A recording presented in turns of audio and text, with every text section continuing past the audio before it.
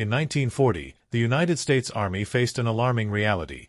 Its troops lacked mobility, motorcycles got stuck in the mud, trucks were too heavy for improvised bridges, and horses were helpless against the firepower of modern machine guns.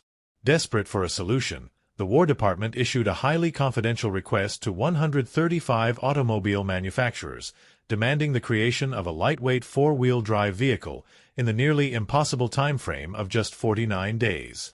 The response to that emergency call not only helped save millions of lives, but also redefined automotive history forever.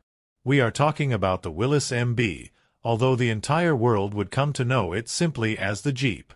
General George Marshall called it America's greatest contribution to modern warfare, and President Dwight Eisenhower himself stated that victory in Europe would have been impossible without it.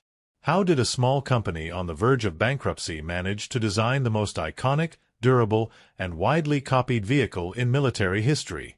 Today, we're going to break down the engineering behind the very first Jeep, to understand how four wheels and a steel chassis helped change the course of human history.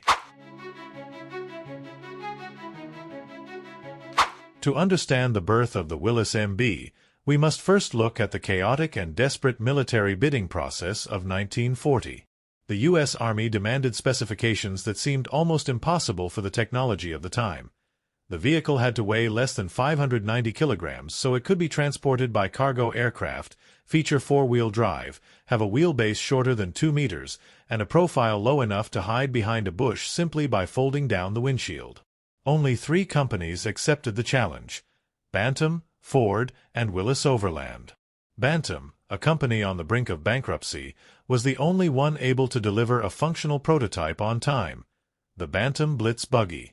The design was brilliant, but the Army feared that such a small manufacturer lacked the industrial capacity to produce the hundreds of thousands of vehicles needed for a world war. In a controversial but practical move, the military shared Bantam's blueprints with Ford and Willys so they could develop their own improved versions. Willys-Overland, led by engineer Delmar Barney Roos, introduced the Willys Quad. The prototype exceeded the Army's weight limit, but Roos understood something his competitors did not. For the vehicle to survive explosions and the brutal conditions of the front lines, it needed a powerful, durable engine rather than a lightweight, underpowered one. He stripped the vehicle down piece by piece, trimmed bolt weights, reduced the thickness of body panels, and redesigned sections of the chassis until he saved exactly the amount of weight required to meet military regulations, without sacrificing a single cylinder of the engine. Impressed by the performance of the Willys prototype, the Army awarded Willys the primary contract, marking the beginning of production of the legendary MB model.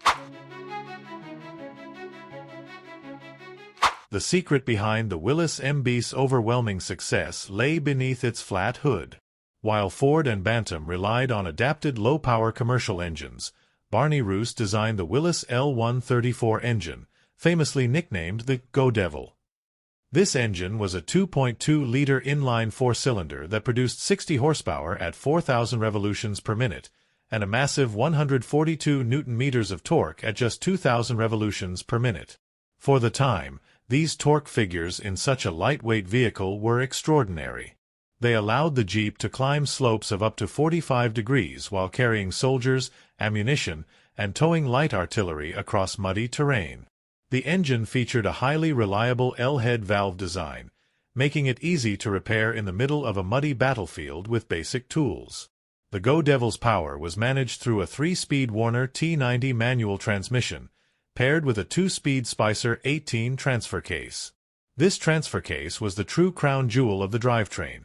It allowed the driver to disconnect the front axle on paved roads to save fuel, or engage four-wheel drive in low range to multiply the engine's pulling power when crossing mud, snow, or desert sand. The cooling system was deliberately over-engineered, featuring a large radiator protected by the Jeep's iconic slotted steel grille. This ensured the engine could operate at full capacity for hours, under the scorching sun of North Africa or in the freezing conditions of the Russian steppes without overheating. The Willys MB was built around a ruthless principle: anything that was not absolutely necessary to win the war had to be eliminated. There were no doors, no windows, no floor mats, and the seats were nothing more than metal frames padded with military green canvas. This rough simplicity was not a flaw, it was its greatest ergonomic and logistical advantage. The Jeep's body was made almost entirely of flat panels, allowing multiple vehicles to be stacked inside special wooden crates for mass shipment across the Atlantic. Once they arrived at their destination, a team of 4 inexperienced mechanics could assemble a complete Jeep in less than 3 hours using basic tools. The windshield was not only foldable to allow soldiers to fire forward while moving, but was also designed with dimensions that enabled it to serve as an emergency stretcher for transporting wounded soldiers across the hood. Every part of the vehicle served more than one tactical purpose. The front bumper extended far enough to function as a workbench, or to carry logs used to free stuck vehicles. The 57-liter fuel tank was positioned directly beneath the driver's seat, helping protect it from enemy gunfire and shrapnel from landmines. In addition, the Jeep carried essential survival tools mounted directly to the sides of the body, a shovel and an axe that could be accessed instantly, turning the vehicle into a self-propelled toolbox capable of opening paths through dense jungle or cutting through barbed wire on the European front.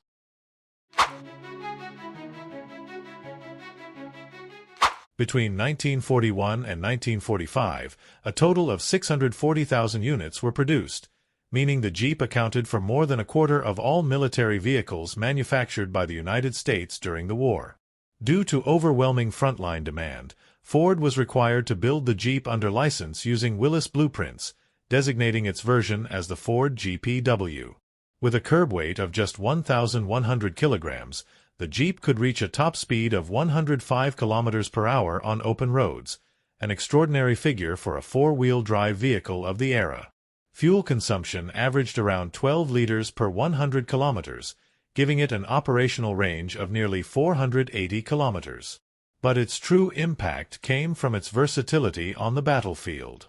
Soldiers quickly discovered that the Willys MB could be adapted in countless ways. Browning .50 caliber machine guns were mounted on central pedestals, turning it into a fast attack vehicle.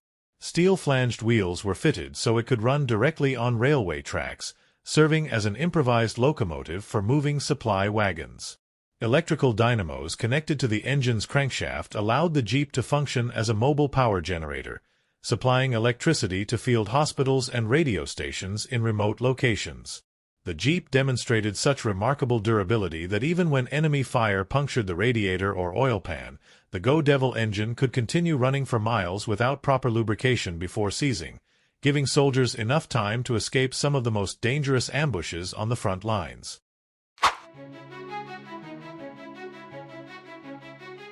When World War II ended in 1945, the Willys MB refused to disappear.